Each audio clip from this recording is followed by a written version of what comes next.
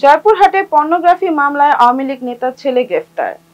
জয়পুরহাট জেলা প্রতিনিধি মাফিজুল ইসলাম আইটিভি বাংলাকে জানিয়েছেন, পর্নোগ্রাফি মামলায় বেহেশতি রহমান ঈদ নামে এক যুবককে গ্রেফতার করা হয়েছে। বৃহস্পতিবার 17 এপ্রিল বিকেলে জয়পুরহাট সদর থানা উপপরিদর্শক এসআই ফারুক হোসেন এই তথ্য নিশ্চিত করেছেন। গ্রেফতার বেহেশতি রহমান ঈদ জয়পুরহাট জেলা আওয়ামী লীগের সহসভাপতি এস.এম. সোলায়মান আলীর ছেলে। বেহেশতি রহমান নিষিদ্ধ সংগঠন ছাত্রলীগের সক্রিয় কর্মী।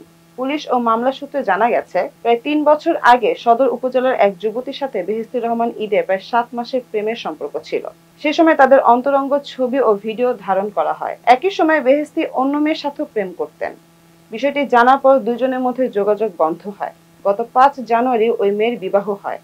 এরপর বেহেশতি ওই মেয়েকে ফোন করে গোপন ভিডিও সামাজিক যোগাযোগ মাধ্যমে ছড়িয়ে দেওয়ার হুমকি দিয়েছেন।